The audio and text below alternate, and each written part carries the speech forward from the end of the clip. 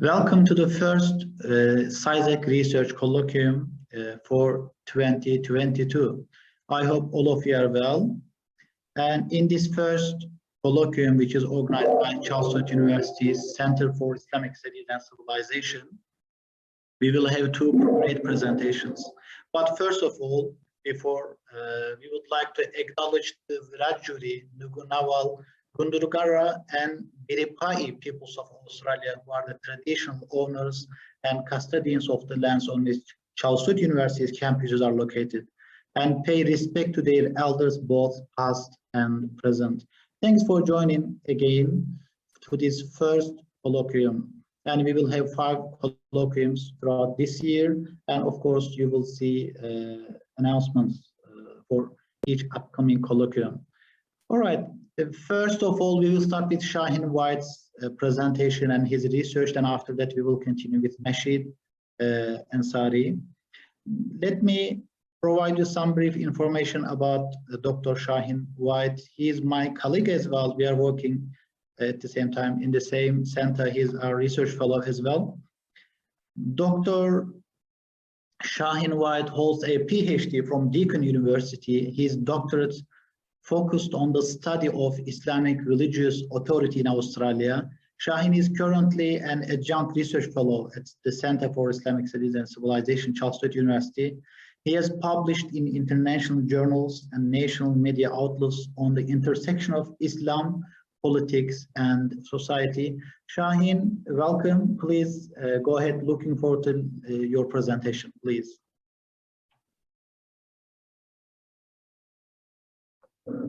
Thank you, Dr. Hakan, and thank you for having me here today. Good afternoon to everyone, assalamu alaikum as well. I'll just share my screen with you.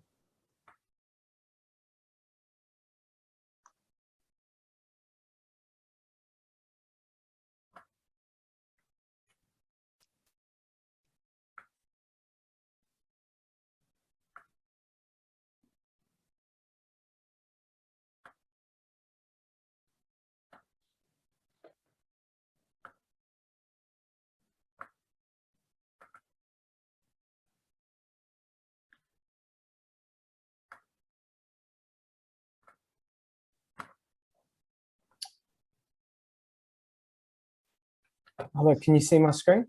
Yes, yes, please. Okay. Yes, we Terrific. Okay. Terrific. All right. Oops. All right. So yes, my topic is on the constructions and contestations of Islamic religious authority in Australia. This was part of my PhD research, which I completed last year. So just the context of today's presentation, I'm just going to start off with discussing my research questions and the context behind my research as well, providing a brief background on Islamic religious authority, defining conceptualizing authority, just going over the literature in Australia very briefly and where I intend to fill the gap, the methodology of the research, survey and interview results, and key themes and findings of the research as well. So my main research question is, to what extent is Islamic religious authority constructed and contested among Australia's Muslims?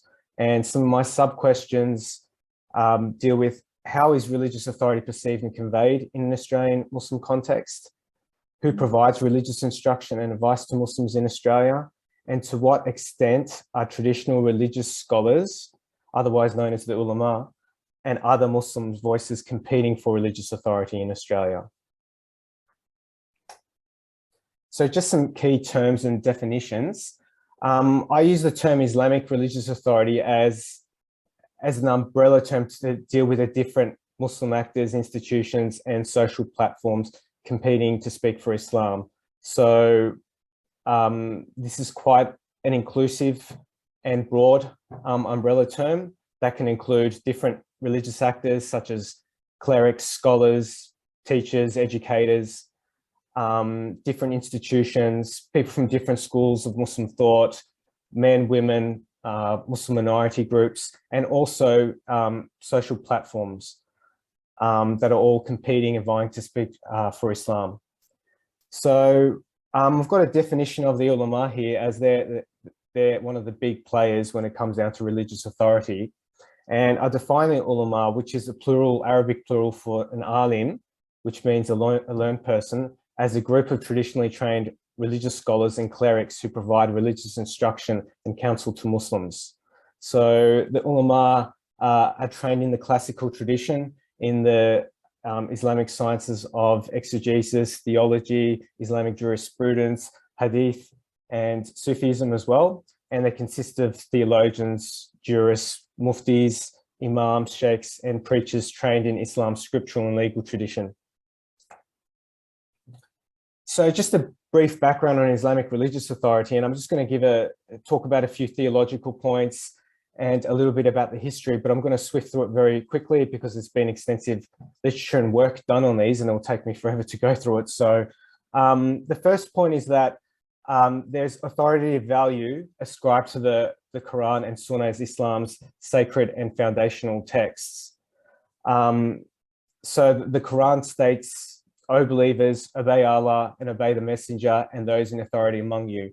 So the verse encourages Muslims to consult first and foremost the Quran, which is God's word and Islam's holiest text, and then the Messenger, the Prophet, the Sunnah, and then the last part, "and those in authority among you," is quite a contested phrase and interpretive, and Muslim scholars throughout history have defined this as meaning scholars, kings, judges, army chiefs, political representatives, and people of knowledge as well. So for classical Islamic scholars, it was really the ulama and those who had that religious knowledge and knowledge of Islam's sacred scriptures as having that authority, but also the caliphs, or the leaders of the Muslim community, for their role in protecting Islamic lands as well. So in saying that, the Quran is not explicit. It doesn't identify any kind of religious group or priestly class in Islam. So there is no formal or centralized religious authority in Islam. So yeah, no group or institution holds any kind of binding authority or exclusive rights to interpreting Islamic scripture. And this is part of a theological tenet in Islam, in that there's no intermediary between God and the believer. And as a result, various religious actors, institutions, and scholars materialized throughout Islamic history, competing for religious authority. So this kind of egalitarian and decentralized notion also means that it's highly pluralistic, but also highly competitive as well, with the emergence of all sorts of actors. But the most dominant religious entity to emerge, particularly in the formative and classical periods of Islam, was the ulama. And as I mentioned before, they were quite a heterogeneous class of scholars, which also consisted of, as I said before, jurists, preachers, imams, sheikhs, muftis, and also Sufis as well. And the ulama relied on various archetypes of authority, ranging from their scholarly knowledge, discursive knowledge, institutional, genealogical, and by that I mean prophetic lineage, particularly in Shia Islam, you have the imamate, and charismatic, pietistic characteristics to guide Muslims on matters of Islamic doctrine and practice. And I'll talk about the different typologies of authority a bit later on. So yeah, throughout the Middle Ages, the ulama really gained a lot of ascendancy, were able to propagate Islam in different lands. They were able to either through independent funding, through private religious endowments, or through state patronage, they were able to build institutions, work as institutional leaders in mosques, madrasas, Islamic schools, Sufi lodges as well. I'm just going to fast forward here to the 19th century, where the onset of colonialism, globalization, state-centric reforms, ulama state alliances, which were also there during the medieval periods of Islam as well, And technological advances in the Muslim world really challenged the ulama's authority. While they were never there as exclusively the only people who speak for Islam, they were definitely the most dominant. And certainly as states began to confiscate their religious endowments and control their institutions and madrasas, and also appoint ulama to work for them as ministerial advisors, the ulama's independence and authority was challenged, particularly by other Muslim groups and thinkers, modernist thinkers, Islamists who really challenge the ulama for not speaking against the state and for being subservient to the state, but also for the ulama's, for their monopolization, as some people say, of the way that they approach knowledge. And then other people saying, well, why can't we have different other avenues of exploring that knowledge and other methodologies of exploring that knowledge?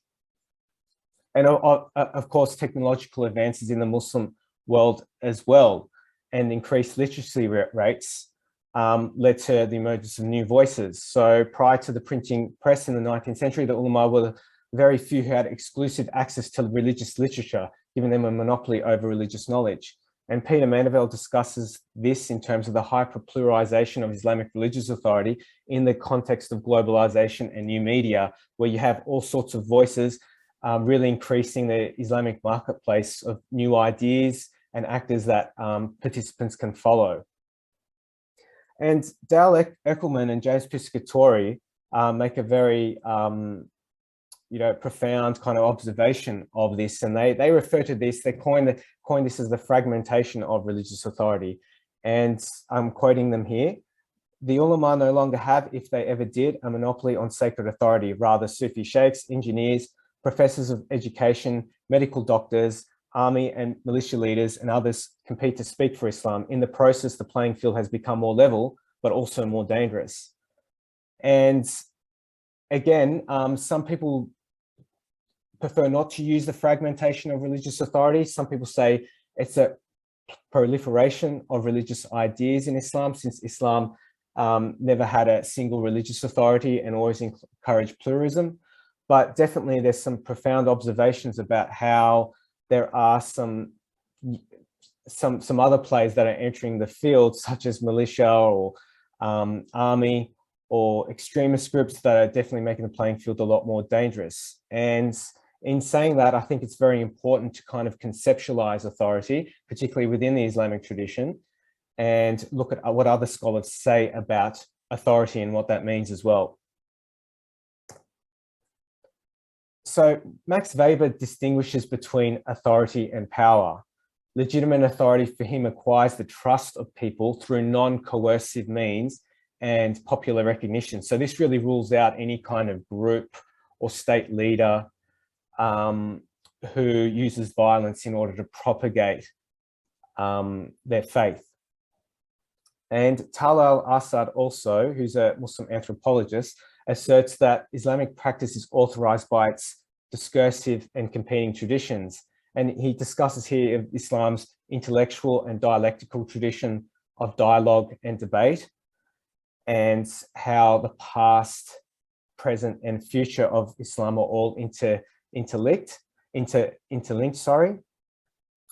And following Weber and Assad, Abu al-Fadl, who's a Islamic jurist who's based in the United States, argues that being in authority involves the necessary element of trust and persuasion. The absence of persuasion, Fadl argues, can initiate blind obedience, or even worse, encourage authoritarianism.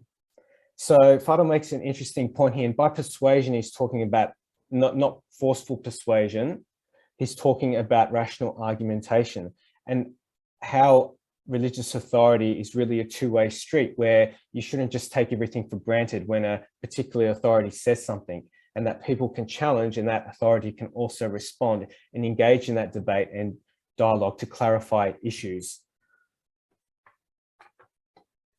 So overall, Islamic religious authority really relies on both discursive and non-discursive means to transmit, debate, and embody and exchange religious knowledge without recourse to force or violence.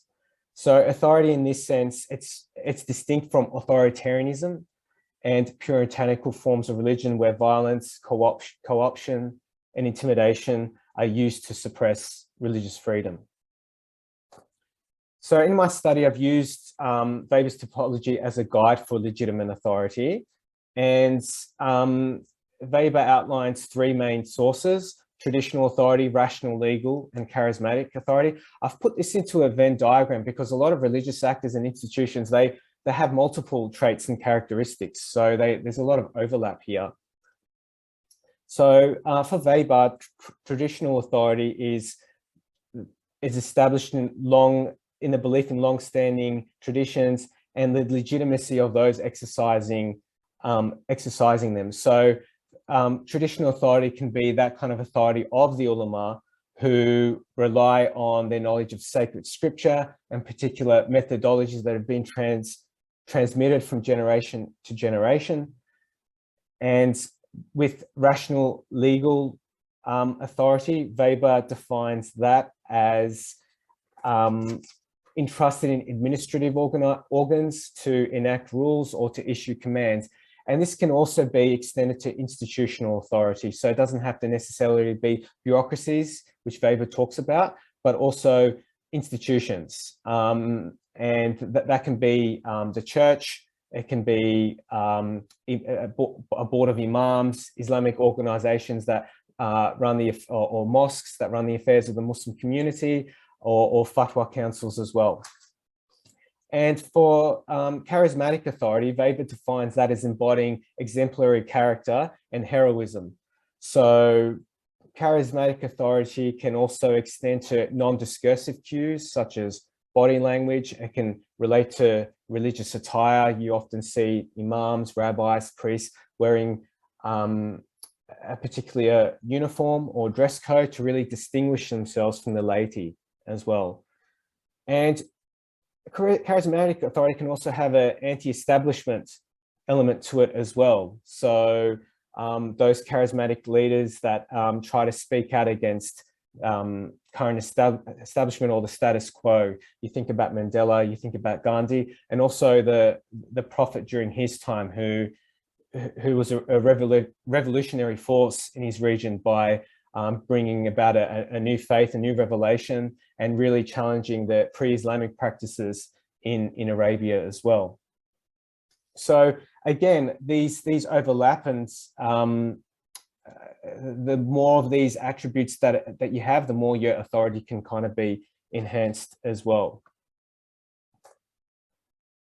So yeah, there's also post-Weberian ideas of authority as well. So not only do institutions and traditional methods of expressing knowledge are relevant in today's world, with globalization and new media, there's what Volpe and Turner argues that there's been a gradual decay of old centers of power to new ones with an inchoate multiplicity of voices.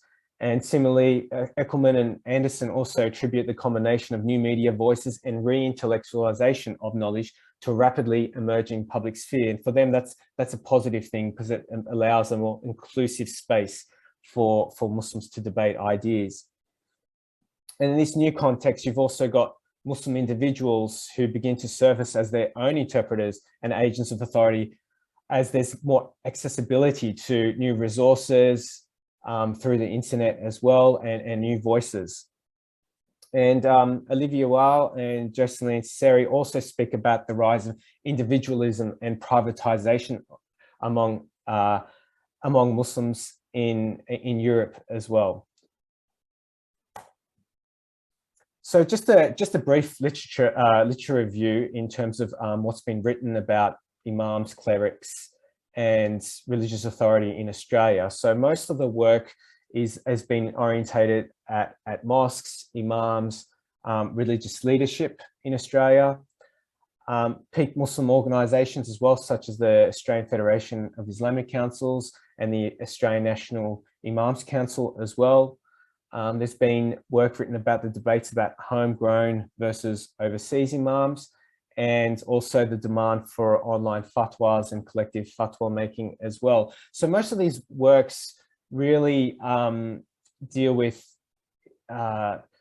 mosque politics, leadership, and give a kind of like a historical overview of the recruitment of overseas imams to Australian mosques as well. And that's not to say that, you know, that academics have been have ignored or overlooked religious authority. I think a lot of these issues have evolved during particularly questions from non-Muslims as well, and also substantiating literature on Muslim movements and demographics, mosque communities, and religious infrastructure within the community as well.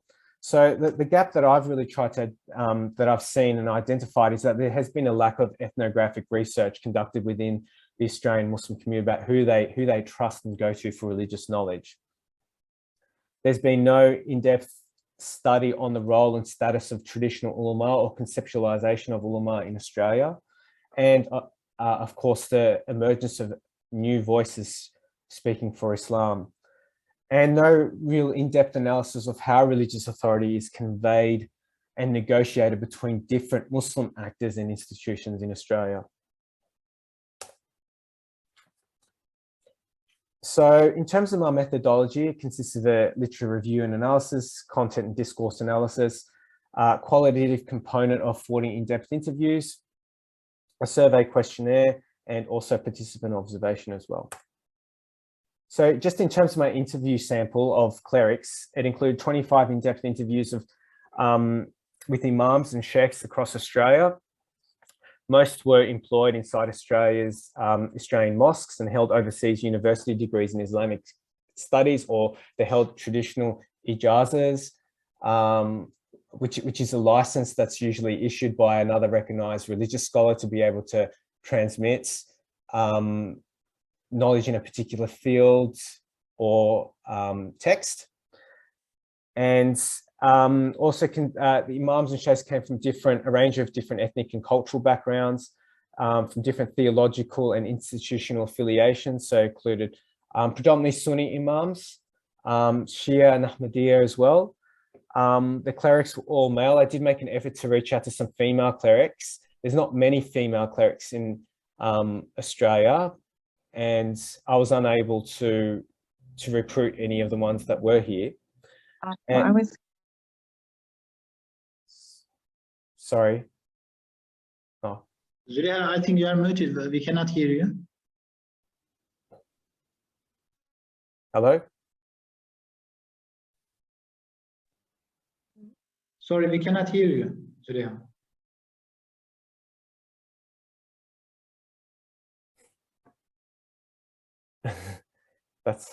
Should I just continue? Yep. Okay, I might just continue. And they also consisted of Anik and non-Anik imams.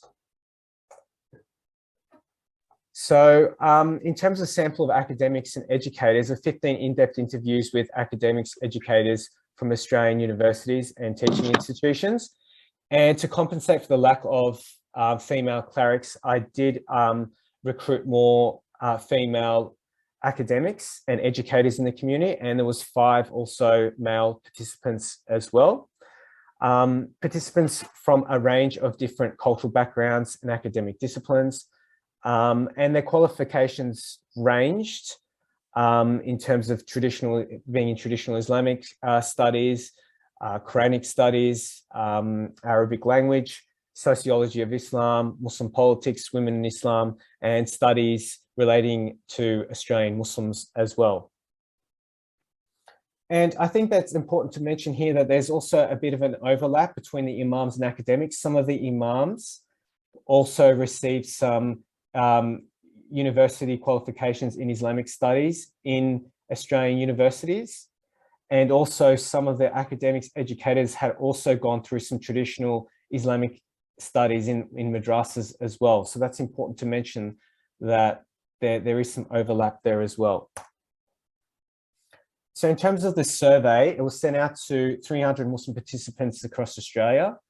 to different Muslim communities. They used a snowballing technique where I disseminated among peak body Muslim organizations, social networks, Muslim student bodies, different Muslim ethnic associations, and asked them to just to spread it.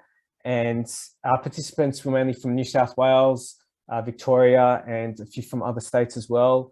Predominantly, 58% of them female, 42% male, from different age groups there, as you can see. Consisted of Sunni, 81% Sunni, 9.6 Shia, some Muslims who were non-denominational, and some Muslims also who identified as Ahmadiyya, Alawite as well.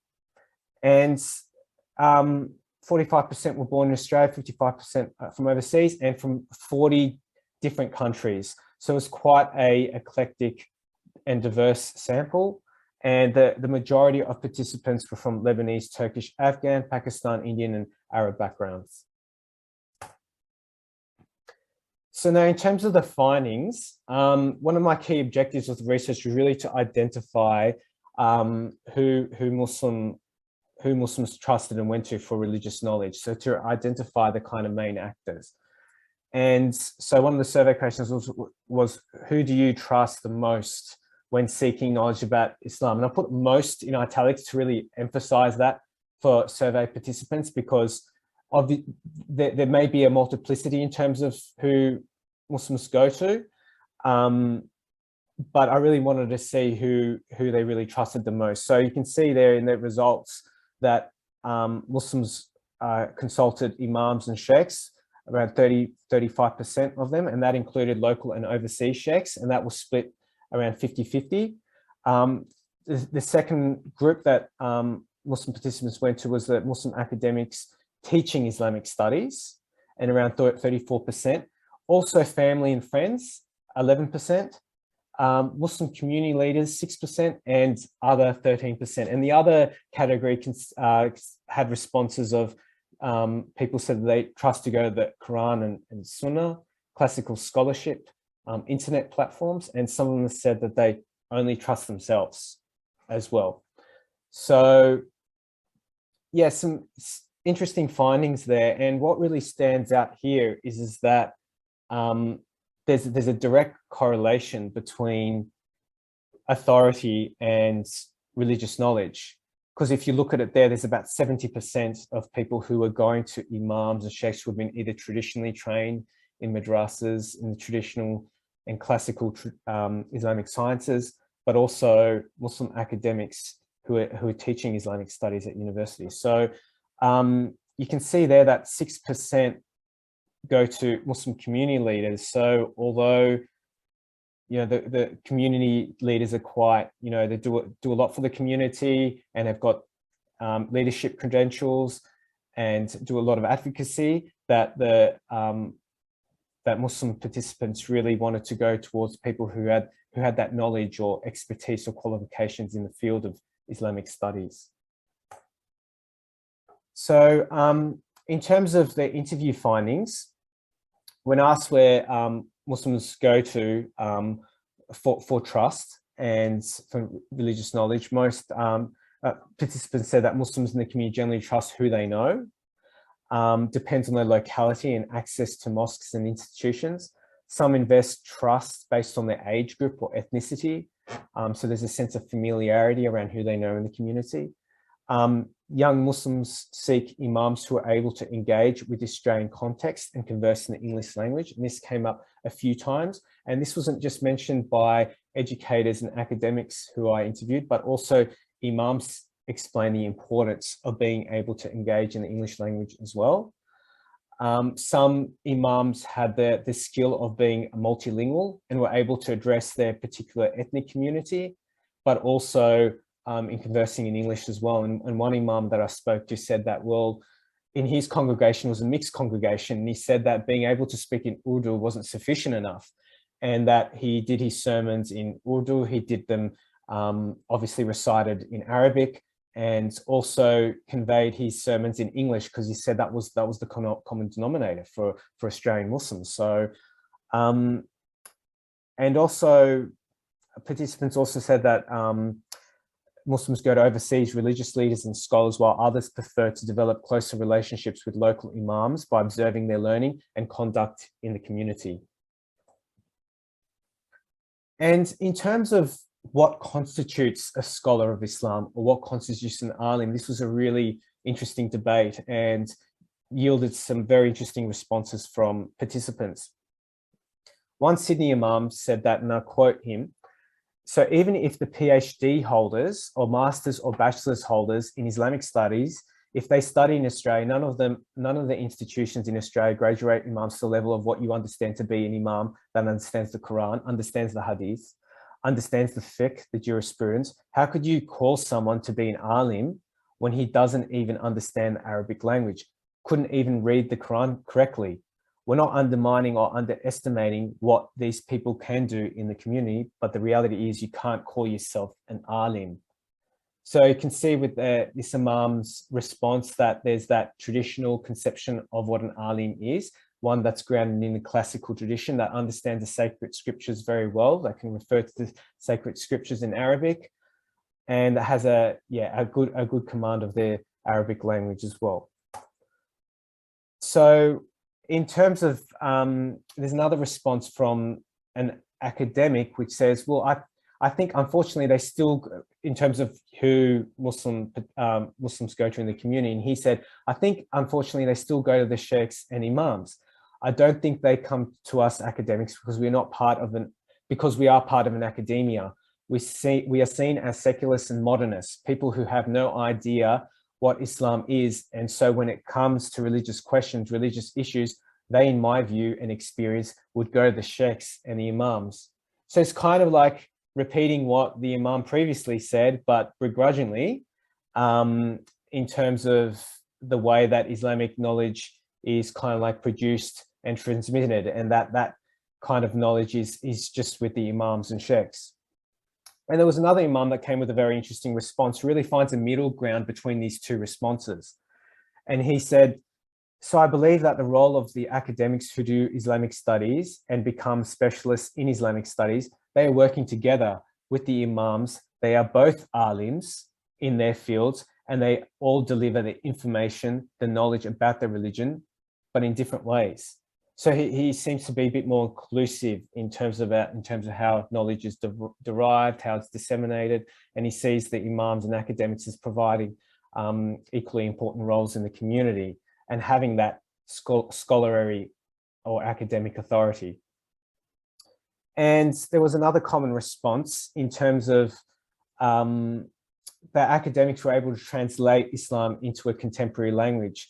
And one Muslim chaplain in Melbourne said that academics are the true alims, the real scholars, because they're able to publish books and produce scholarship. And another female academic from Sydney said that imams weren't up to that level as yet to producing rigorous peer-reviewed scholarship. And they weren't undermining what imams were doing in the community.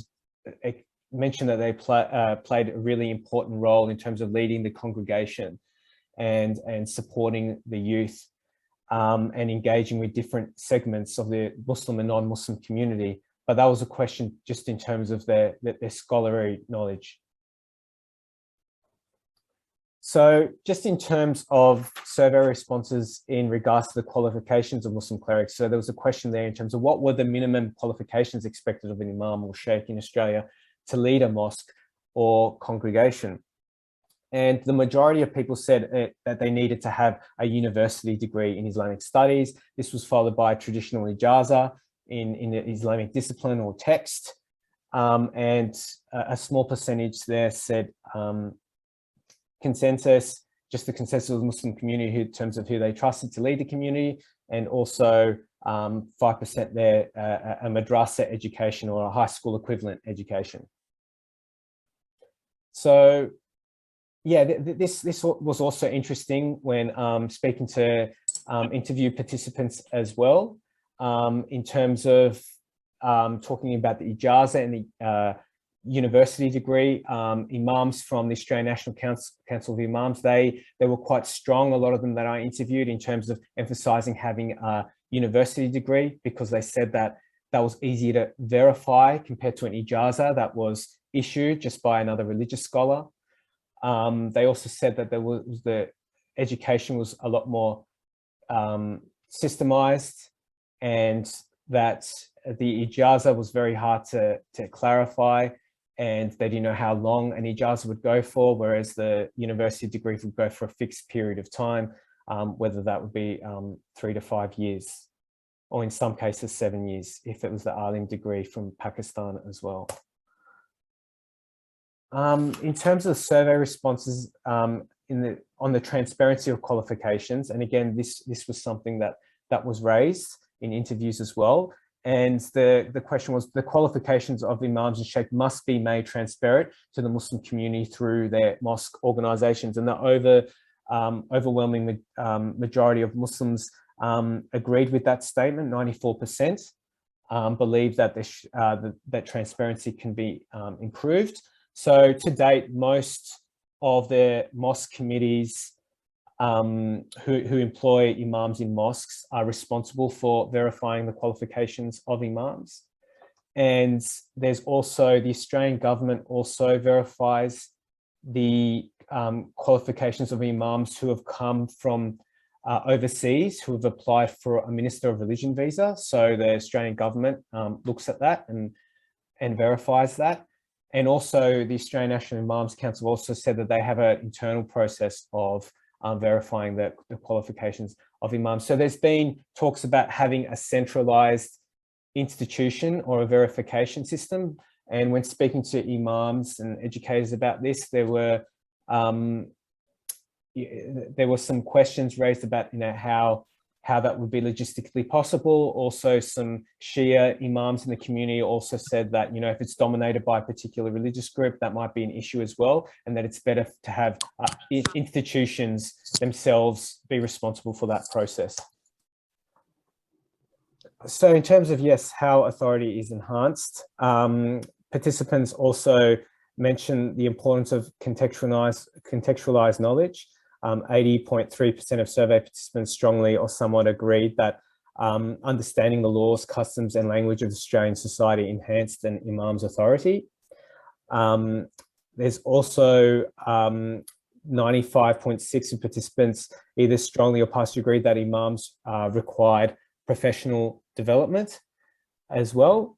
And this was also shared among interview participants as well, who spoke about the importance of having that professional experience as well, whether that be as imams or scholars or educators.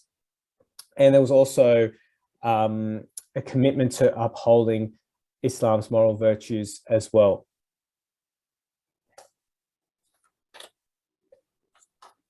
Yes, so in terms of platforms used to obtain religious knowledge, participants were asked, what platforms do you use to obtain Islamic knowledge? And you can see here there's various platforms there, and participants were allowed to have multiple responses. So there was altogether 999 entries made.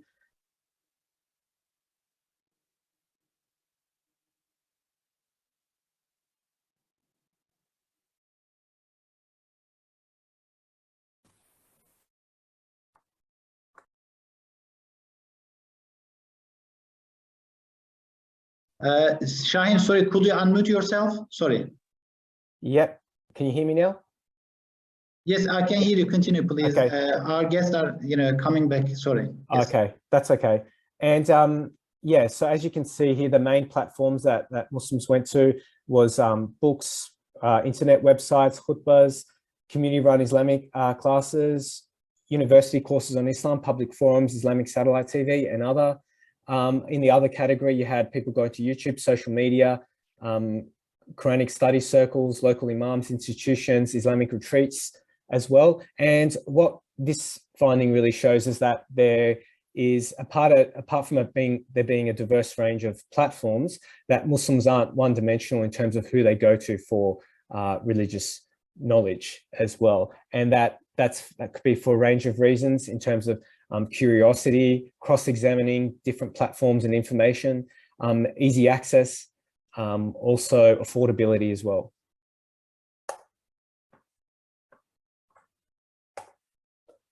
Interview responses to platforms as well. Imams said that they use mosques, prayer halls, schools, social media, traditional media to engage with the public and to disseminate their knowledge.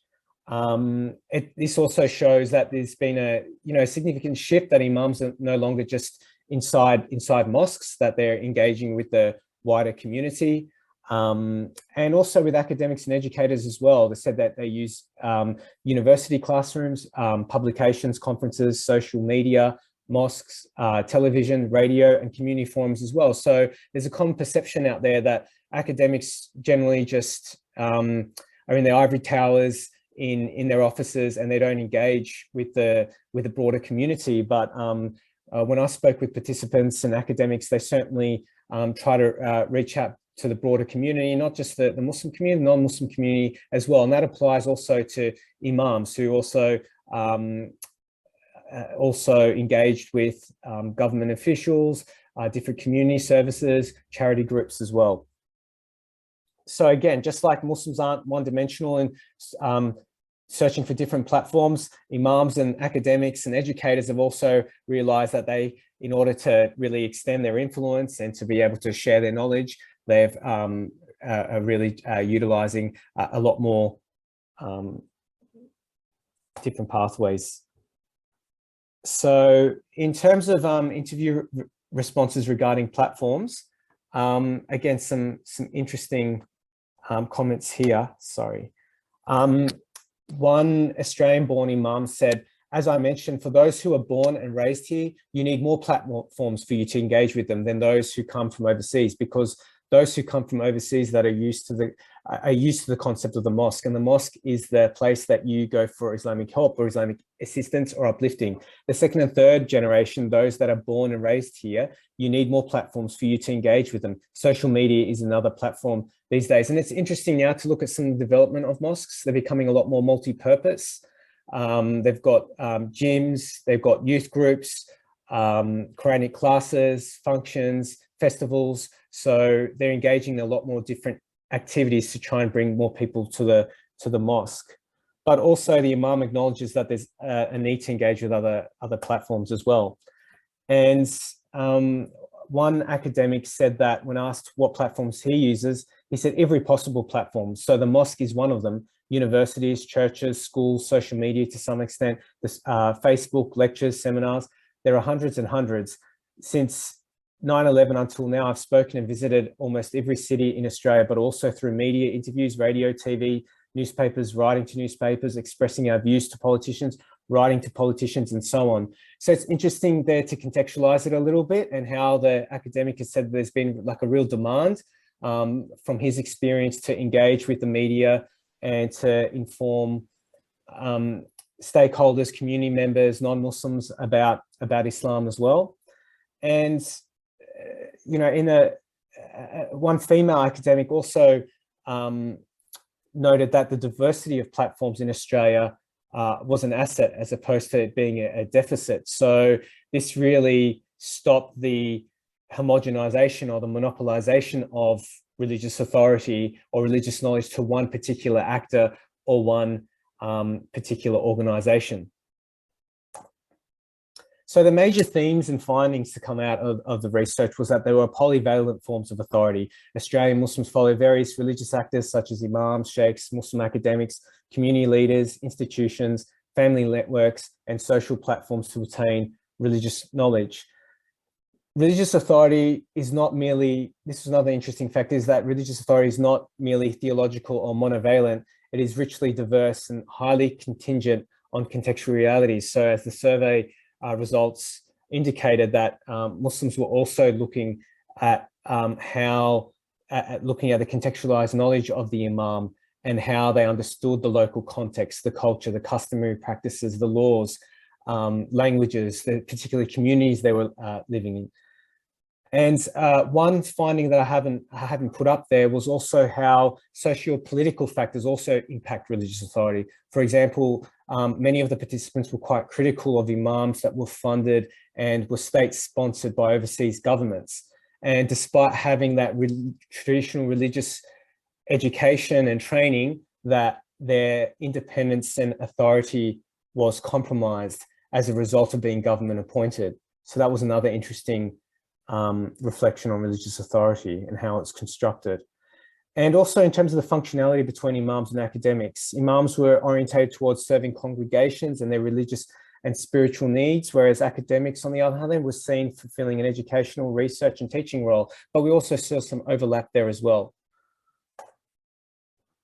And just continuing on the themes, there was the notion of self-conferred authority as well, where participants mentioned the dangers of Muslims shopping for religious rulings on the internet and the increasing accessibility of information platforms where individuals could choose whatever teaching suited their personal or ideological interests. So that's not to say that individuals can't, of course, go and ponder and research for themselves. It was when they started to portray themselves as being authorities in the field or deriving religious rulings and preaching those rulings without any kind of background knowledge or recognition from the wider community as being an imam or a scholar in that field. And this kind of correlates with the next finding, which is the pseudo-religious construction of authority. And numerous references were made to fake and pretend imams and their ability to artificially engineer religious authority. And charisma was mentioned as one of those things where people would dress like an imam or would speak like an imam, but wouldn't have those credentials or the recognition from the community as being an imam. And a final thing was the concept of democratic contestation, where religious, where the ability to be able to freely debate and challenge existing authorities, but also granting authority to new actors as well. So religious pluralism, individual freedoms, and scholarly independence were seen as key ingredients for producing legitimate Muslim authorities. So again, contestation and construction were both interrelated in a way, as Muslims had the ability to either to deconstruct or delegitimize, but also reconstruct religious authorities as well. So yes, that's the end of the presentation. It's a quick look at the bibliography and also some publications from the research if anyone's interested. Yeah, you can find it online. Cheers. All right, Shaheen, thank you so much.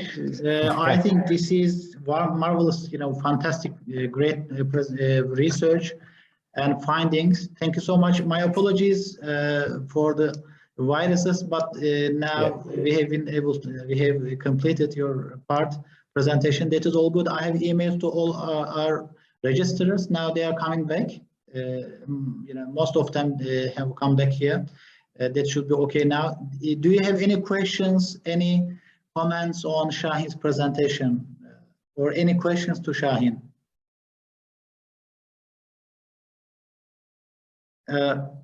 Yes, Shaheen. Yes, Emmanuel, please, Dr. Emmanuel.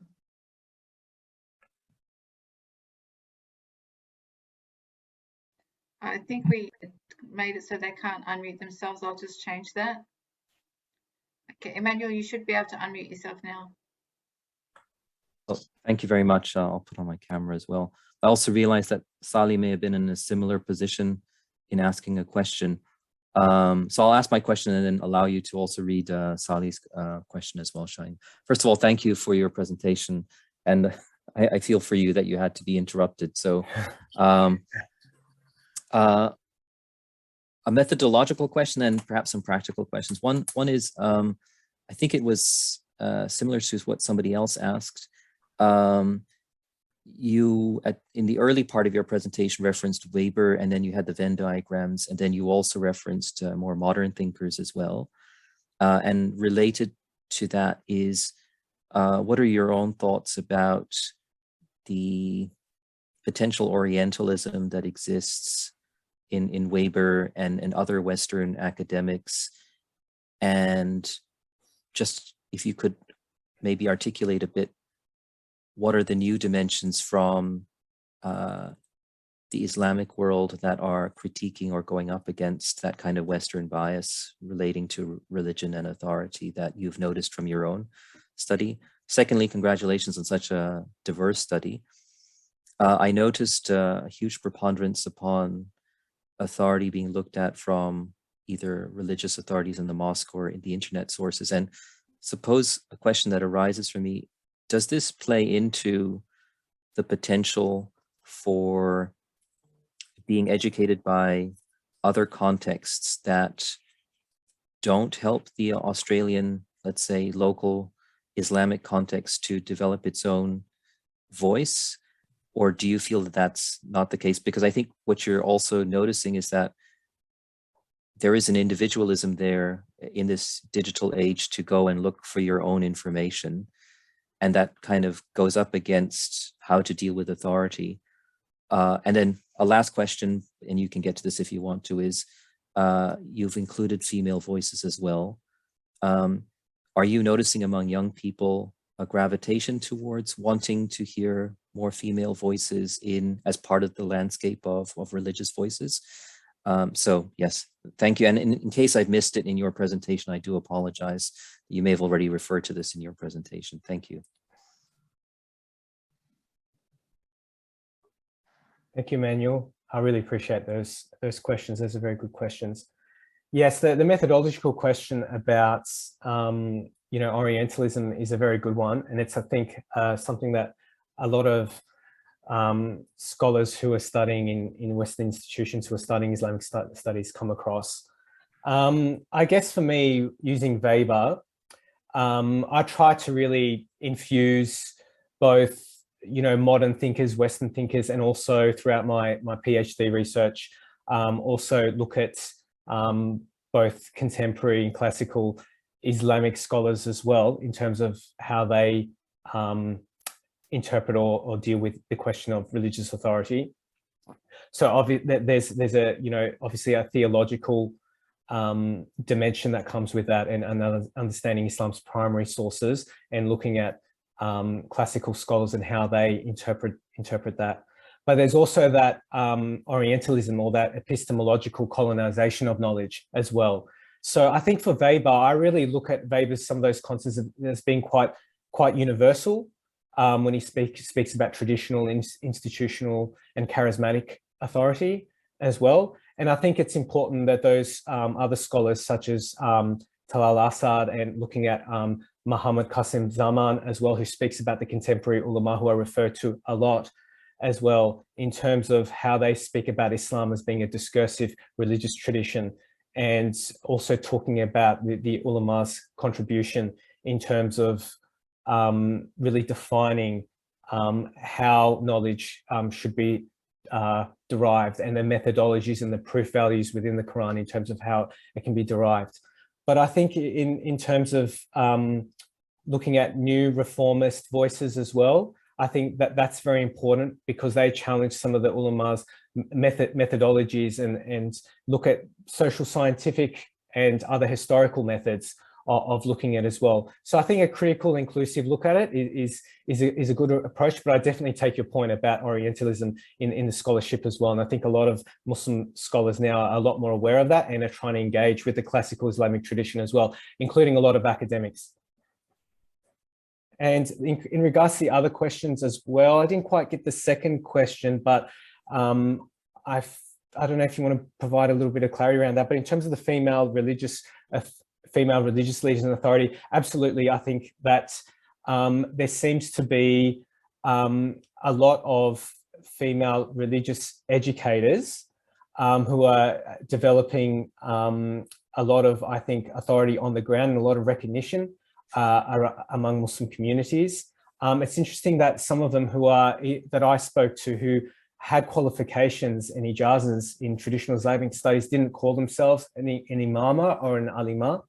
They just said that they were educators. So there seems to be a bit of a double standard there, where where the men will kind of call themselves a sheikh and the women won't, maybe in fear, I don't know, of what other community members would say. But definitely in terms of, there's been an increase in terms of female academics in Islamic studies, and the kind of work they're doing in establishing Muslim women's associations, and also joining civil society organizations as well. So I definitely think that there's been there's been definitely a gravitation towards female religious leaders and scholars as well.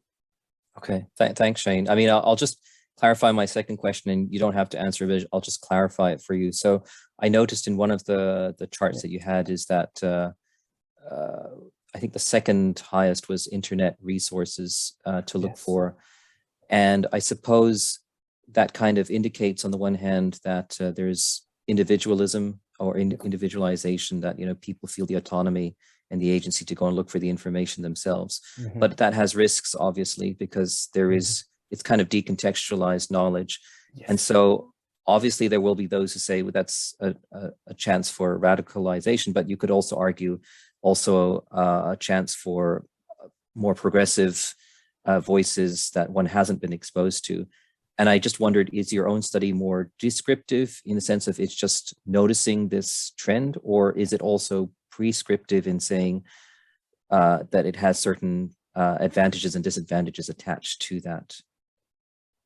Yes, certainly. I think, and I spoke a little bit about this in the presentation, definitely with the rise of the internet, you're getting this, what people call do-it-yourself Islam, and going away from the dialectical tradition where you have instructors and teachers really to guide you.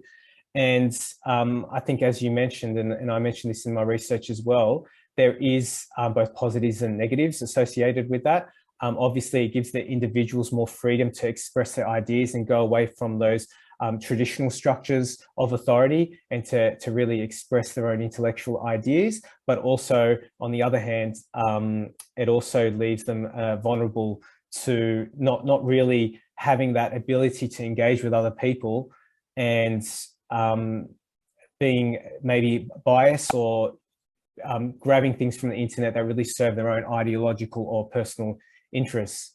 So Great, thank you. That's perfect. Thank you, Shaheen.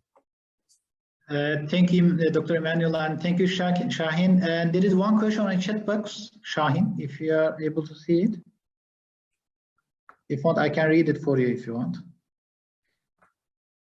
Researchers identified about 15,000 scholars in the first 5 centuries of Islam. They found out that about 75% of them, including majority of the great scholars, financially did not rely on governmental and non-governmental institutions intentionally. Did you come across any religious scholars who don't rely financially on governmental or non-governmental institutions financially? Yes, that's a very good point, Sally. And yes, definitely in the formative period of Islam, yes, the religious authority of ulama was a non-state civic and intellectual endeavor, and awesome. that was and that it was largely funded by the Waqf and the private charitable endowments. And then later on, states started to get heavily involved. So in terms of my research in the Australian community, most of them are independent of the Australian government.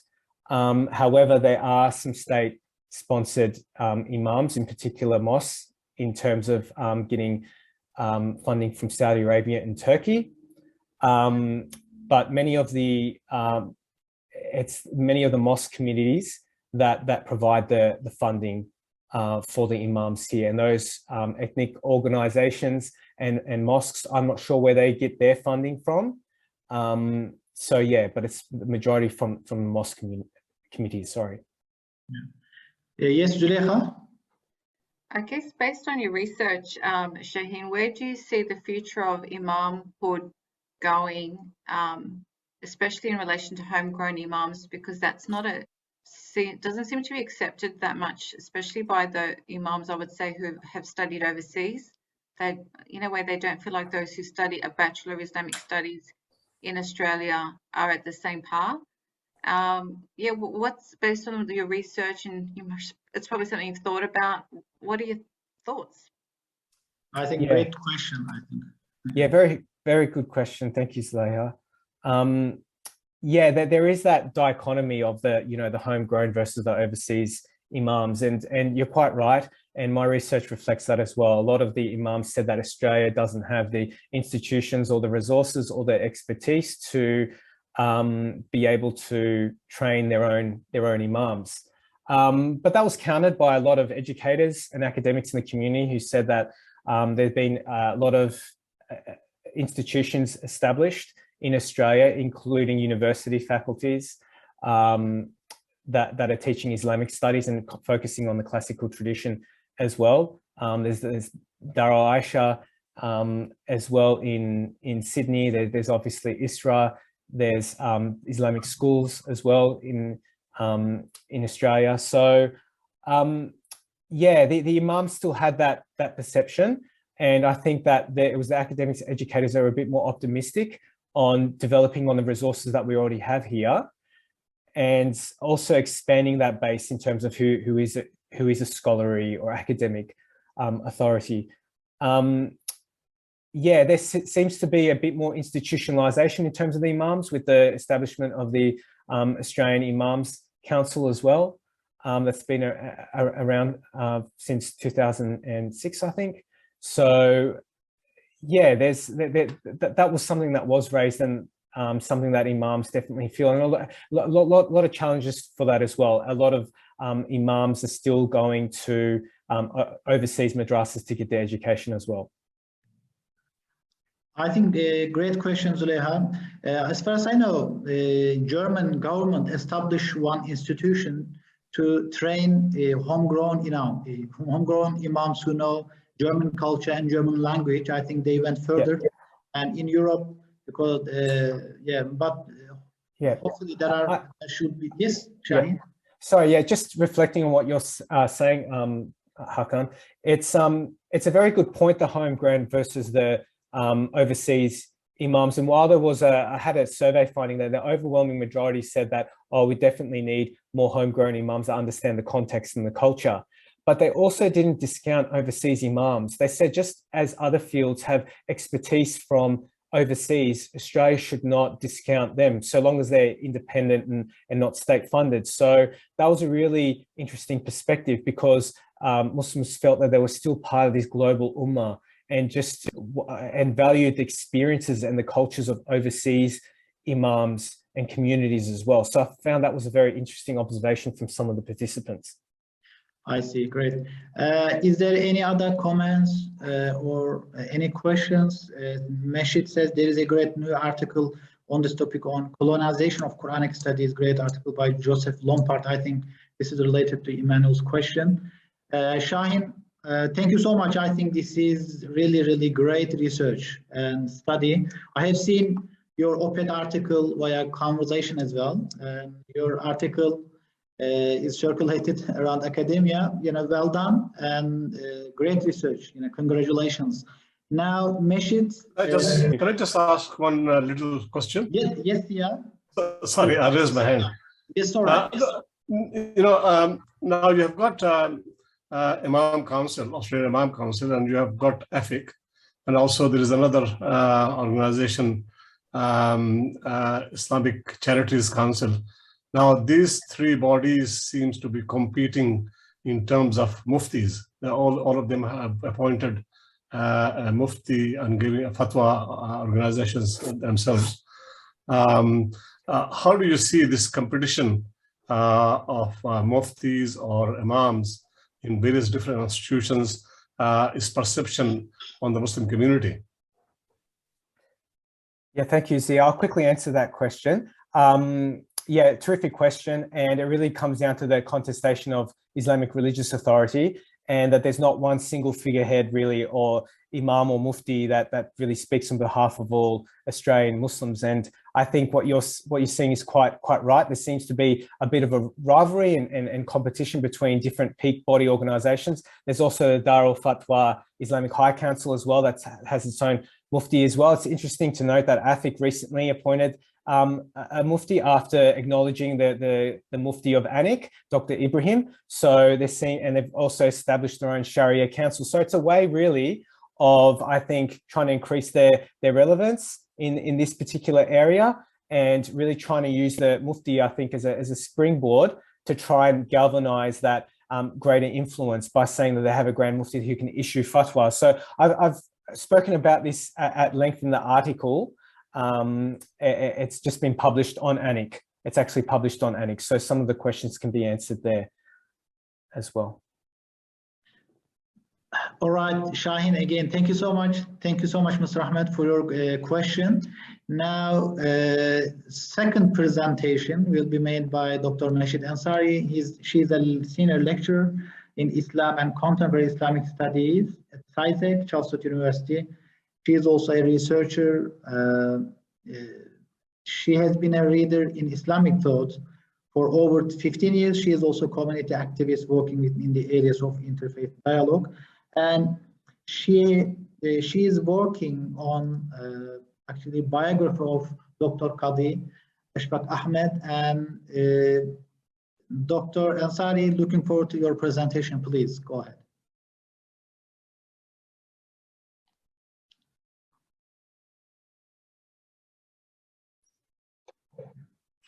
Hello, can you hear me now? Assalamu alaikum. Hello, can you hear me? Salam. Yes, we can hear you. Okay, thank you. Just a moment. Sorry, I lost. Just a little bit nervous today after that Zoom bomb. And we have someone wanting to enter, inshallah. I think someone else is entering in. Sorry, Mahsheed. I think. Oh. Yeah, I can see things on the screen again. Okay, I'm not gonna. Should I stop sharing then? I think the admin can basically not permit them to enter. Go and let them enter. Okay, I'll lock the room. They can be muted as well. Yes, I have muted all. Yeah, you can reshare now. You want me to lock them? I don't think we're expecting anyone else, so I'm going to lock the room from here on, which means no one. I think good idea. If you lock the room, it will become a safe space, hopefully. Yes. Okay, yeah, I'm a little bit nervous trying to start with that happening again. Okay, Assalamu alaikum everyone. Thank you for sticking around. Peace be with you all. Just a moment, I'll bring up my screen again. Oh, I've lost my. Okay, so it's really good to go off Shaheen's excellent presentation, and it's so great to look at your research and see how far it's come about, and it's quite telling. My presentation this afternoon is looking at the historical aspects of the Muslim community here in Australia, and of course I'm talking about writing the biography of Dr. Qazi Ashfaq Ahmad, who has just left us. May God be pleased with him, and I acknowledge his family here today. But of course, the biography, I want to highlight and let you know that the biography is still in the process of being written. We're in the continuation of writing the biography. So today's presentation will be contextualizing the study in the broader Muslim historiography, and to give you an indication of why it's necessary that we commence on or endeavour to go. Before I do that, I just also wanted to acknowledge the traditional owners of the land on which I am presenting from, and I'd like to acknowledge the Darug people. Just want to know, are you able to see my screen by any chance? Could we make it full screen, please, Mahsheed? Yeah, I'll just fix that so that it's full screen. Hang on. Is that better? Oh, it's half. No, it is half. If you make it full screen, maybe on the presentation, if you click on full screen. I think I've clicked on the share one because I have notes. Okay, here. How about that? Is that good? Okay. Yes, all right. Yes. Okay, so yeah, so excuse me. You can see my screen now, right? Yes. All right. Okay. I just have my notes up here at the top. Anyway, I just wanted to start off by saying that it is indeed an honor to present on Dr. Ashfaq Ahmad. We have had so many, community, memoriams already that have come through. This today hopefully will give a bit of a context of his life in light of the community projects that he has ventured off in Australia and what it means for Australian Muslim history. So the aim this presentation is to provide an account of the significance and importance of capturing pioneering history of Muslim Australians firstly, why we need to do this, And what significance does a life such as Qazi Ashfaq Ahmad's has or have for Muslim Australians? It also highlights, the presentation hopes to highlight the gap in the existing Australian Muslim historiography, and what we are trying to do with this biographical study, and how we're trying to fill a gap which exists in Muslim Australian history today. And finally, to introduce and highlight some aspects of Dr. Ashfaq's emerging biography, which is in the process of being written at the moment, and what it signifies for Muslim Australian history. So, first topic is situating the Muslim pioneer history in Australia. And much has been written already about, you know, Australia's first contact and cultural exchange with Islam and the Arnhem lands, you know, about the Macassans. A lot has been explored on this topic. We have emerging research, we have good research on this. Of course, we also have the period of the Afghan Cameleers, where, you know, this has been quite covered well. The development of their, you know, immigration to Australia and their significant contribution, their academic works which recognize this.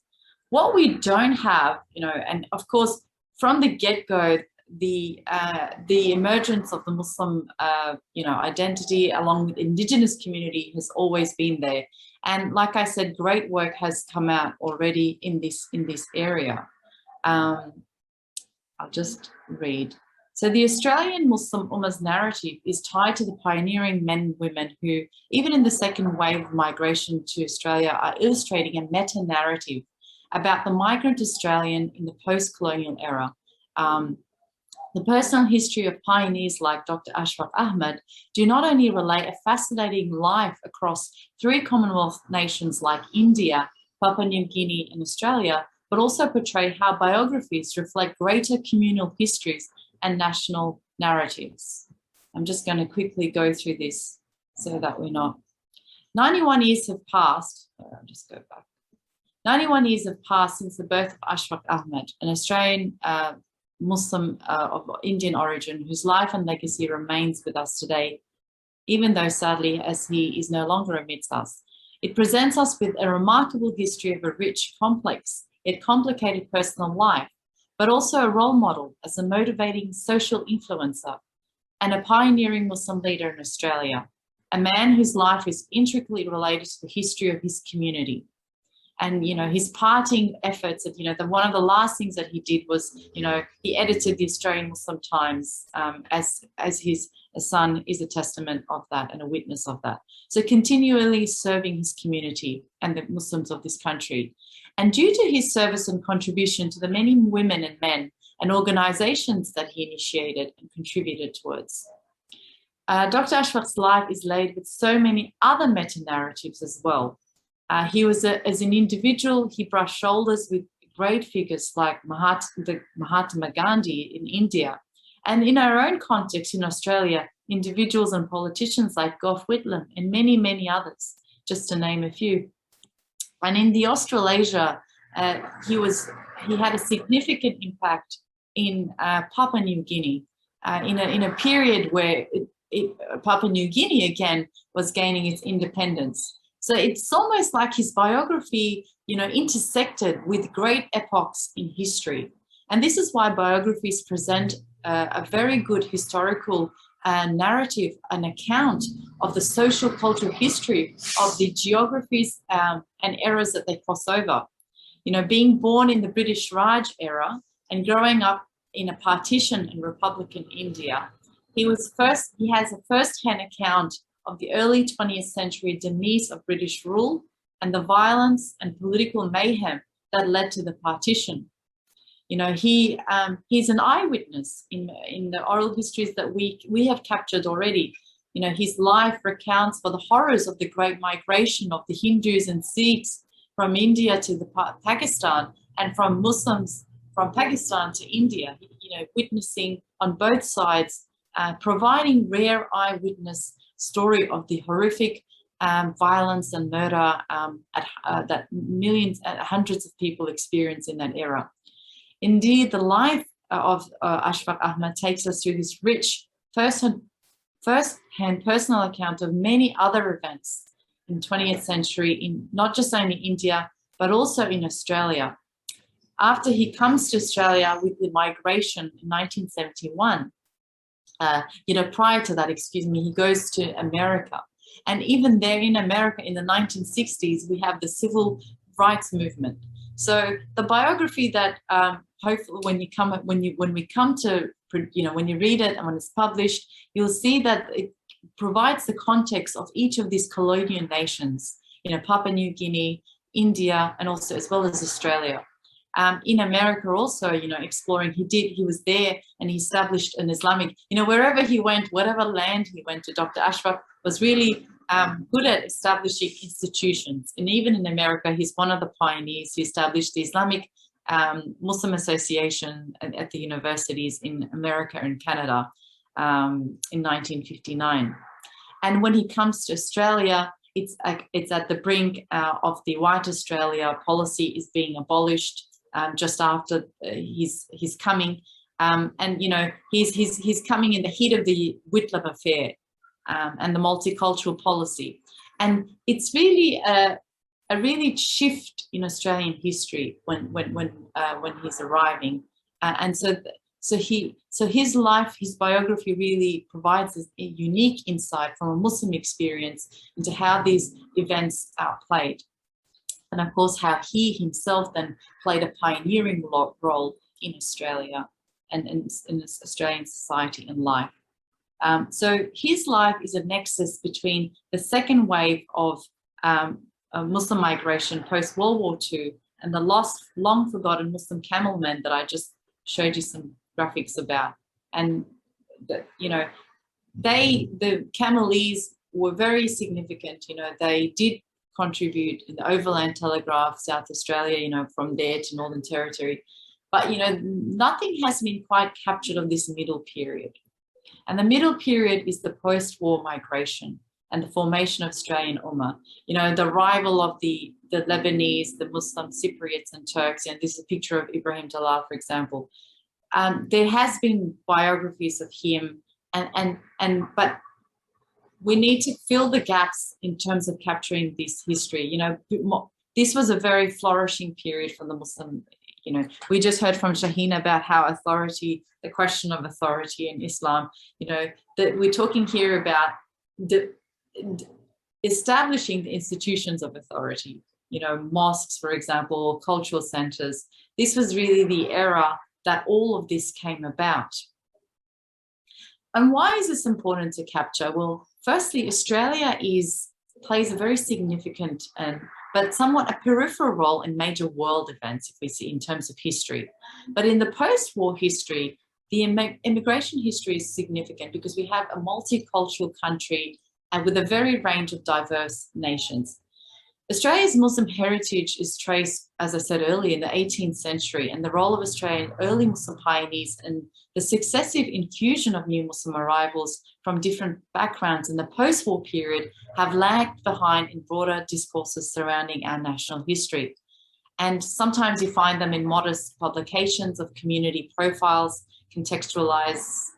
There's a lack of contextualization, their continuity and consistent in the methodology, which is what we hope to fill, with this biography of Dr. Ashfaq Ahmad. So rather than writing Australian Muslims into our national history, Australian national history, and recognizing the critical role they have played in the evolving national historiography, the focus of many sources have been on capturing them as a marginalized group.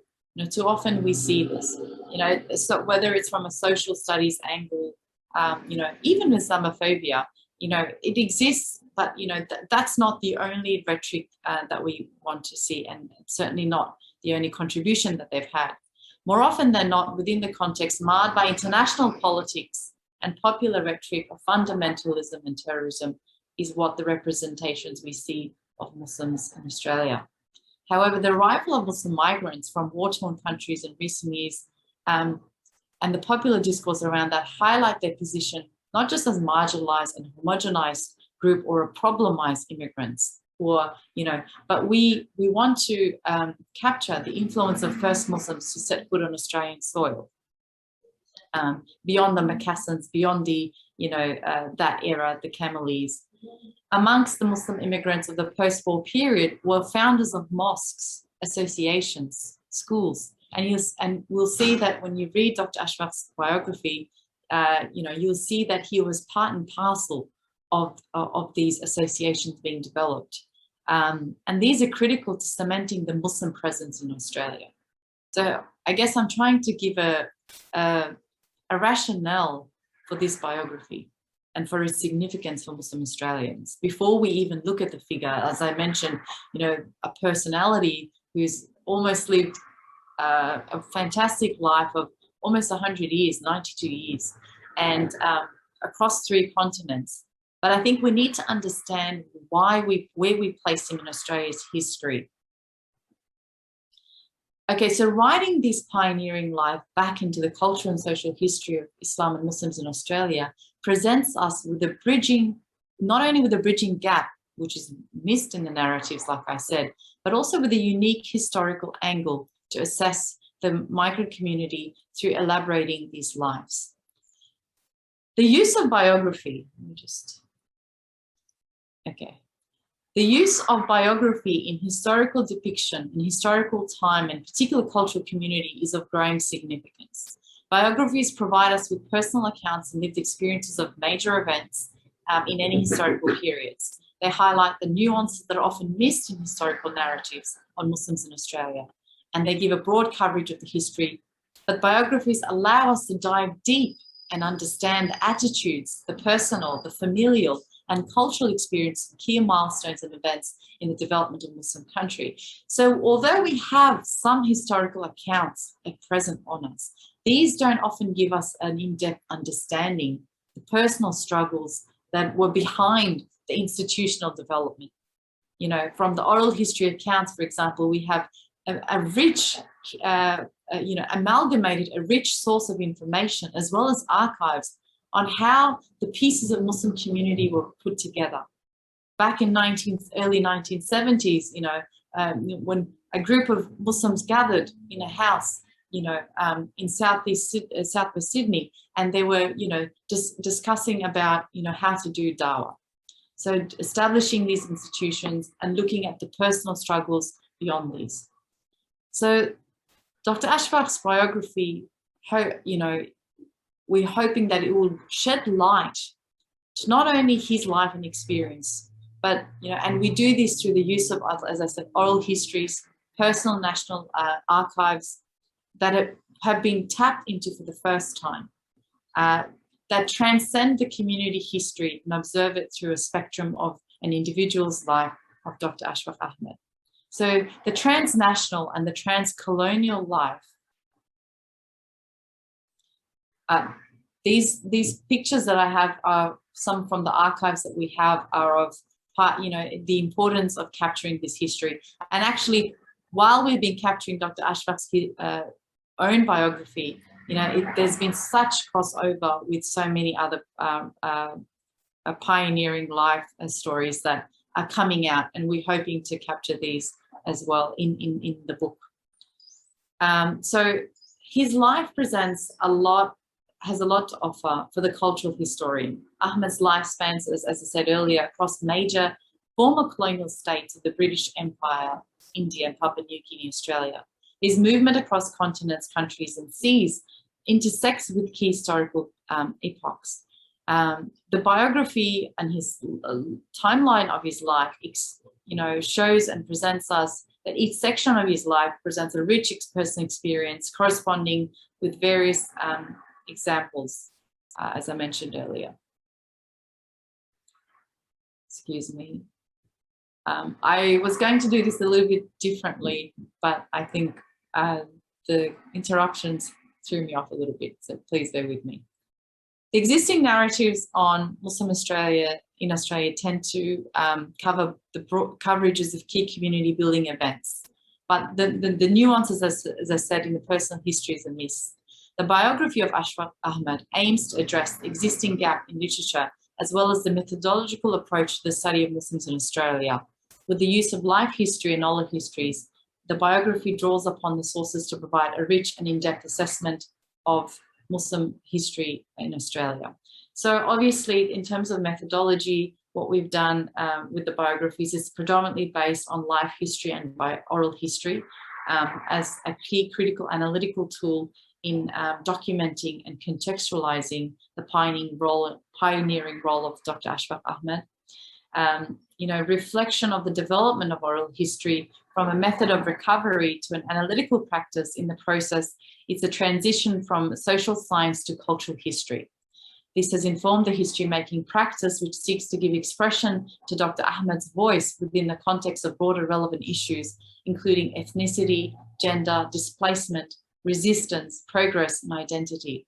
The significance of the biographical approach to qualitative and a longitudinal inquiry, the role of temporal context and memory, and the nuances, accents, and motions of speech, with all form a critical part of the analysis that we present in the biography.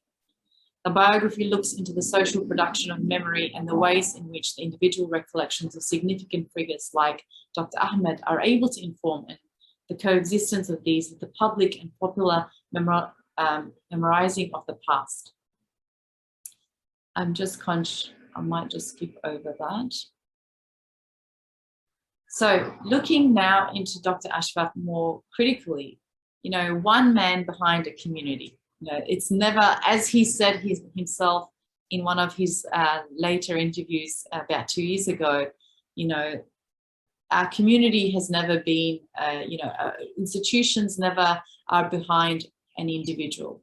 An individual really reflects a universe onto their own, but when in terms of their contribution, they intersect with so many other lives, with so many other stories. And though he stands out in the community, he stands on top of a lot of the other pioneering histories that have passed by. So Dr. Ashfaq Ahmad stands out as one of the most influential, active, and philanthropic figures of this period that I try to draw upon. Although he was based largely in Sydney, his role as the founding president of AFIC and many other institutions, he was continuously passionate about establishing institutionalized roots for Australia's Muslim communities.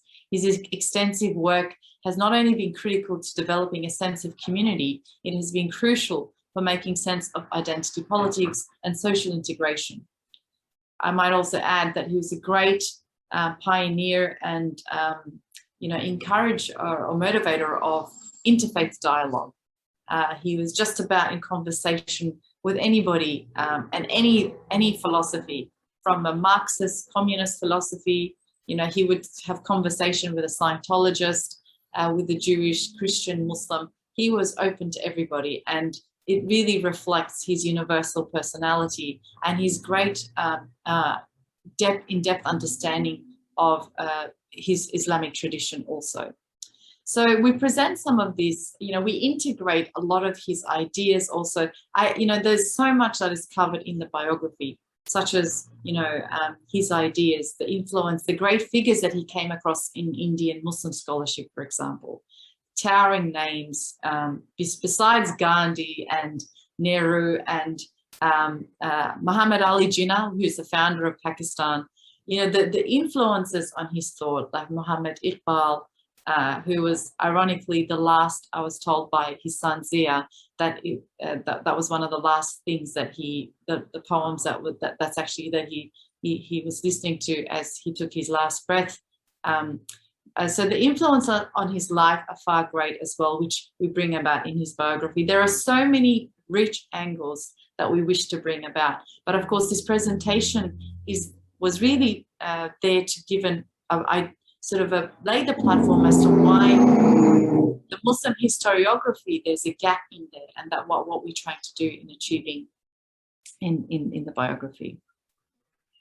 So, exploring, more importantly, is his community input.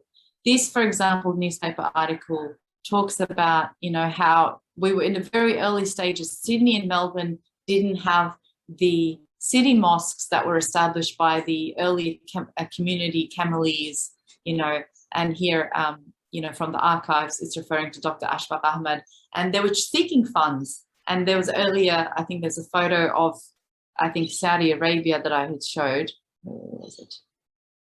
In any case, I think you saw it. Here we go. That there was actually a delegation of Australians who went to Saudi Arabia, Qazi Hussein and among others who were there. But it was during this period when AFIC was established. And so there was a time period where the Muslim community needed the funds, and they went overseas and to seek funding as well for that. So his life really intersects with, the rapid growth of Muslim community in Sydney, Melbourne, and around Australia, but also, the development of institutions like the mosques, the prayer, the facilities, also access to halal food, and his role in the early stages of AFIC and what happened there, and of course the growth of that, the religious education, in terms of Islamic schools, and much more. Dr. Ahmad helped with the founding key institutions which continue to service Australia's broader Muslim communities to this day.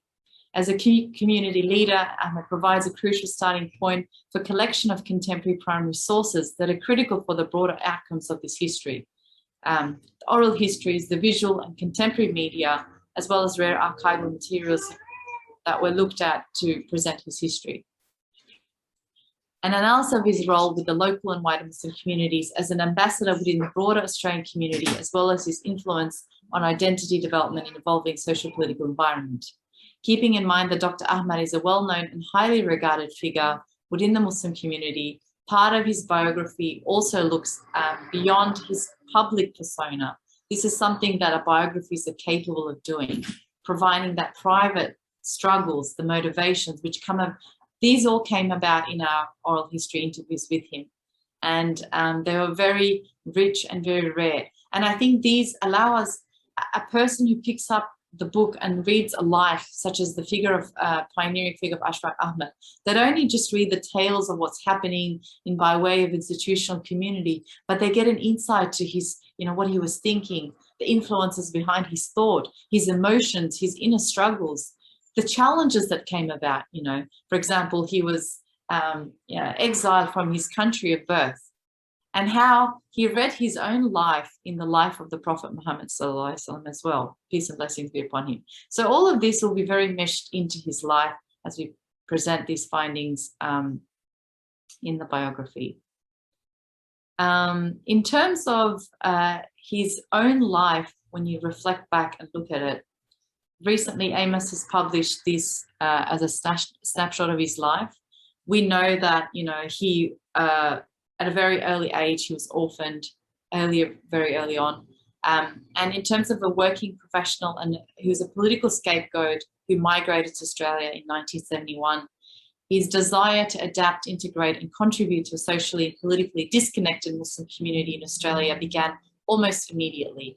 He was very good at understanding the context of wherever he was, and he very quickly put himself and those around him, including his family. And that's why his biographies is just as much a coverage of the contributions of his family, who he mobilized as well, and his extended family in the works that he was, the pioneering works that he is involved with, and not just his family, those that were around him, essentially. And Dr. Ahmad's role in establishing these institutions, like I said, have been overlooked. For his contributions have been more than over 4 decades. 4 decades, he worked with his family, fellow Muslim figures, Khalil Shami, many other pioneers who were alongside with him, Sheikh Fahmi, Imam, and others as well, that as well as international figures. When he lived in Papua New Guinea, there was a cross-section with a lot of the Malaysia, that Southeast Asian community leadership as well, and how he played a key role in the establishment of some key institutions there, such as RISET. So it's quite a broad scholarship and diverse scholarship that we try to bring in this new type of biography.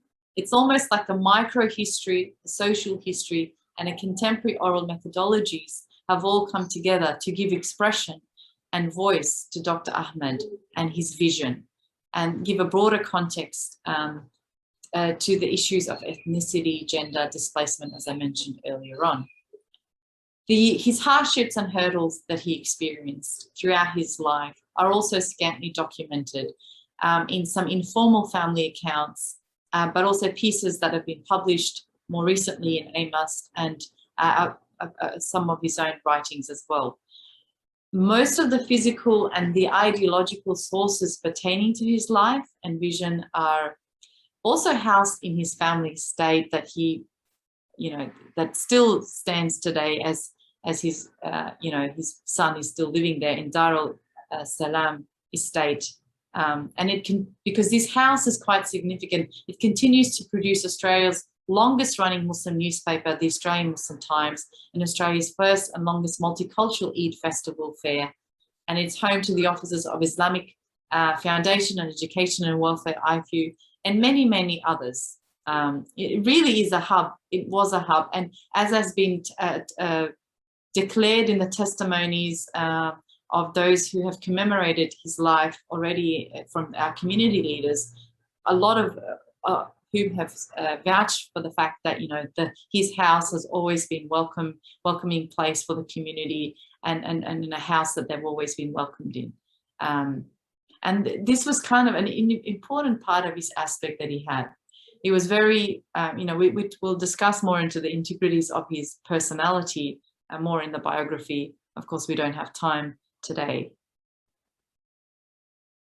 Okay, so moving beyond his political and social contributions, he in India was vilified and accused of even disloyalty, which is really interesting.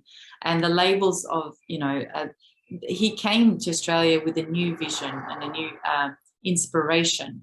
And he really belonged to Australia. He called Australia home, and he established Islamic institutions.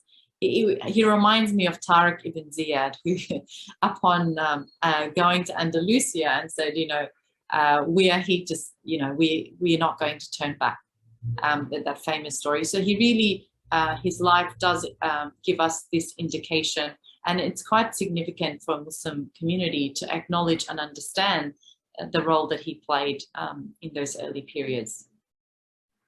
So, I had so much to cover, and I'm sorry that I couldn't. There's so much to a human being. This is him, in the very early stages of India. And if you look from the archives, you see that there's much more to him. He was a member of the horse riding club. He's the winner of the skating prize. So our youth here need to see the vitality and the diversity and the richness of in our Muslim leaders. They shouldn't just read what they contributed to, that they were just, figures involved in politics and social life of the Muslim community, but that they're human beings. So really personalizing the life is important to speak to our youth, to show them that, how contributions can be in various ways. Okay, I'm just going to skip over these. The archives, I might say that we have one of the richest archives, that one of the byproducts of this project has been the archival material that we have from, Dar es Salaam archives. This is one of the first overview of Islam courses, and this might be interesting for this audience. But we have here the newsletter of Al-Mu'mina, for example, one of the first newsletters that have been published by Muslim women, for Muslim women. So the archives have been so rich, and really they allowed us to tap into a gold mine. And we're hoping that these will give our community, because we simply don't have these in the National Archives. Our community, the Muslim community, have not been very good at capturing or keeping their historical archives. But Dr. Ashfaq, by the fact that he's been across these institutions and across these various individuals he has had a very rich archival, and thanks to him and his family, that we have this rich source for our community now that we can refer to and preserve our communal history as well. So, for example, we have here one of the first publications in the early 70s from Jama Dawa that are here, also evidence for his contributions to the Muslim society in Papua New Guinea there in the middle, and the constitutions that he drafted alongside his family for so many institutions that he established. One of which was the Australian Muslim Times. I mentioned earlier that he was the one of the founding members of the Australian Muslim Times, and the editor here is from the Sydney Morning Herald, an image from that. So all of these will be brought about. The book hopes to contextualize the biography of one of Australia's most influential Muslim pioneers, Ashfaq Ahmad, and the widespread impact of his life, vision, and initiatives has been peripheral within the mainstream body of Australian historiography. And this is what we hope to address. What he sought to establish for his family, his immediate community, and the relationships that he forged with the broader Australia are critical to understanding the migrant experience, the resilience of marginalised people, and the methods used to integrate into the new homeland. Untouched family artifacts, like I said, these archival materials, and also the oral histories that really present us with a rich, cumulative source for covering his life. So in conclusion, and I couldn't do justice to it, I had a lot more to say. For example, the archives go as far as 1940s. And, but in conclusion, contribution to the Muslims in Australia is enormous from its humble beginnings in the early 70s until the present day, with a plethora of organisation that has been formed and that he's contributed to in the post-war period. Organisations that emerged from the initiatives that he was a part of in the early 70s and the decades that followed present a compelling history of a personal struggle and mission and universal vision, prompting the Australian Ummah to thrive, creating a lasting legacy not only for his immediate family, but for the second and third generation Australians. So the biography is not going to just be a personal biography of a man that lived across different continents, but also it will provide us a rich oral history capturing a personal account of different epochs of era of the history of British India, Papua New Guinea, and Australia, and even America.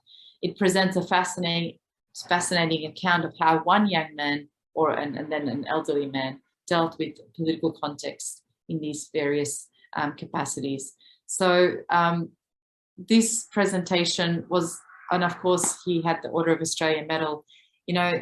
I can't do justice in this short period of time, obviously, and I really will refer hopefully to a second presentation once we have the book published and the biographies come about. The importance and the timeliness of this presentation, I suppose, is to highlight that the recent passing away of Dr. Ashfaq Ahmad, and may God be pleased with him, and his efforts is it's really a shift in Australian Muslim history, and it shows that we are at a stage that we need to capture the Second War period history of Muslims and their contributions, because we're going to lose them if we don't do this. So that in conclusion, I hope that I was able to give you a justification for the gap in Muslim historiography and hopefully your interest in Dr. Ashfaq Ahmad's rich and personal life. Thank you very much. All right, Mahsheed, thank you so much. I think great presentation and great project. Looking forward to finalization of this great project. And once you've published the book about Dr. Qazi Ashfaq Ahmad, definitely we should have a book launch for it. And Emmanuel wants to leave, and she says that please let me know so I can keep a lookout for our library to order the book once you publish it. Hopefully, do you have any questions or any comments to Dr. Ansari?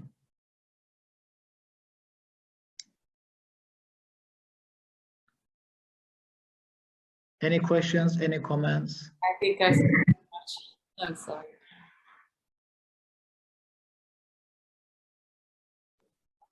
Yeah, and now, what is the stage of this research now? Now, interviews and continue, and also, when is your plan? Yeah, we're writing the biography.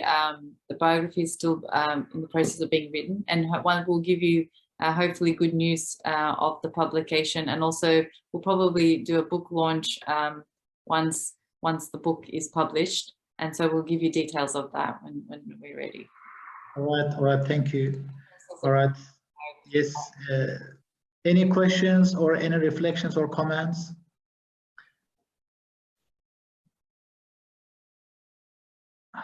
All right, we don't have it. I think we nearly finished the time period. Thank you so much. Well done. Great presentation and great project, Sister Mahsheed. All the best with your research and project. And I believe that this will be very important for the history of Islam and Muslims in Australia. Like Mr. Ibrahim Dallal, peace be upon him as well. He passed away a few years ago. Mr. Ibrahim Dallal in Melbourne, Dr. Qazi Ashfaq Ahmad in Sydney. These are pioneers, and I believe that definitely generations by generations in Australia, second, third, fourth, and I think Muslims will remember these pioneers, and definitely we will read their memories. Definitely we will remember always through these publications, and of course they will lead us hopefully all the times. All right, but keep in mind before we finish, we have a website, thinkspace@csu.edu.au. Keep in mind that, just let you know that this session, Dr. Mahsheed's session and also Shaheen's session is recorded, and I will upload this recording on our website, and it will be available for anyone, and it will be available to public, and I will send the recording to the registrars as well, people who registered this event, and it will be available anytime. I have shared the link on chat box. If you click on it, you will see all previous colloquiums and events, and all recordings are available. And this session, this colloquium, first colloquium, also will be available, and I will email you the link and recording as well. Thank you again for joining. And it is unfortunate we have been bombarded via viruses, but Alhamdulillah, we have been able to finalize and continue this, although a little bit issue, but all good. I think we have finalized it. Thank you so much again. Looking forward to meeting you again in the second research colloquium. I will make an announcement about the second one as well. All the best, keep in touch, and stay safe. Assalamu alaikum. Have a good day.